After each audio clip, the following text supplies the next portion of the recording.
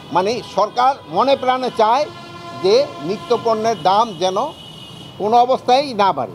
আপনারা যদি অন্যান্য দেশের সাথে তুলনা করেন এবং আমরা এখানে দেখে যেন খ্রিস্টান দাদা আছে এই ইসের সময় তারা কিন্তু জিনিসপত্রের দাম কমায় দেয় ক্রিসমাসের সময়, অন্যান্য ধর্মের দাম কমায় দেয়।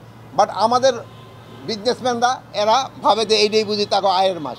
কিন্তু এইটা আপনাকে বলতে হবে যে এই সময় তোমরা প্রফিট মার্জিনটা বরঞ্চ কমায়ে জনগণের পাশে দাঁড়াও, তোমাদের এইতে কিন্তু একটা বড় ধরনের সওয়াব হবে। তারা কিন্তু ওই ধরেন ইফতার পার্টি করব, এই পার্টি করব, সেই বলে এই ইফতার পার্টি না করে জনগণের এই জিনিসপত্রের দাম কিভাবে কম থাকে এটার ব্যবস্থা করো। কিন্তু আমাদের তো হয় উল্টা, এই সময় হলে তারা ভাবে যে এটা তার আয়ের মাস।